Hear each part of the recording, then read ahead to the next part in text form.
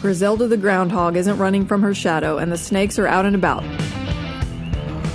March was a busy month for us, and there's been a lot of progress in the garden at the new land.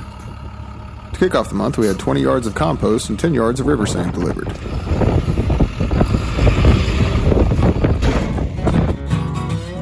It took a few days to spread it out over the rows before we moved on to building the fence.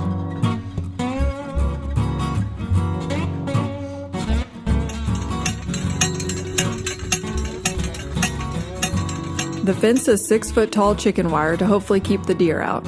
The T-posts are spaced every 10 feet and 5-inch wooden posts are concreted in at the corners. We chose a gate that has field fence on it, but we're going to have to extend its height somehow.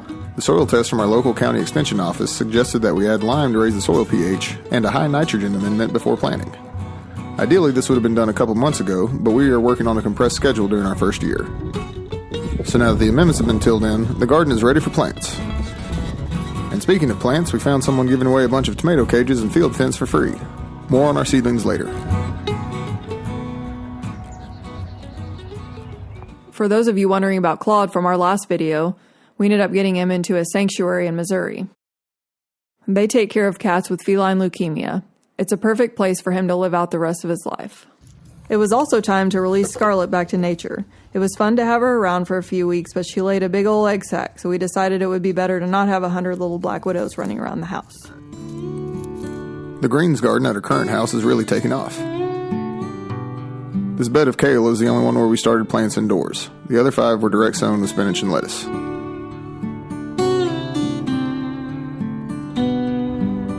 These will keep our table full at the market in the early season, along with our hot sauce.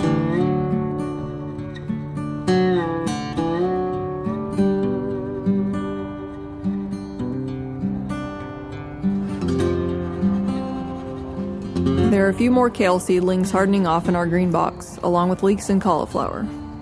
One side is 30% shade cloth and the other is 50%. And we just moved our first set of cauliflower to the final hardening off stage. These guys will be going in the ground next week. Let's check on the grow racks. We had to build this fluorescent rack since we were running out of room in our main rack. It's got a few varieties of squash, okra, leeks, and strawberries, as well as some passion fruit that's germinating. The tomatoes are going crazy in the main rack, and the peppers will catch up soon. We also have a few more okra and cauliflower in here while there's still space for them at least. The new property is starting to green up. We are really excited to see it in full spring bloom for the first time. Hopefully we'll have some progress to report on the barndominium in next month's video, but that's all we've got for now. Thank you so much for watching. See you next time. You stuck thinkings? Seems like he's hungry right now. Think, Bug, did you get yourself caught between a rock and a hard place here?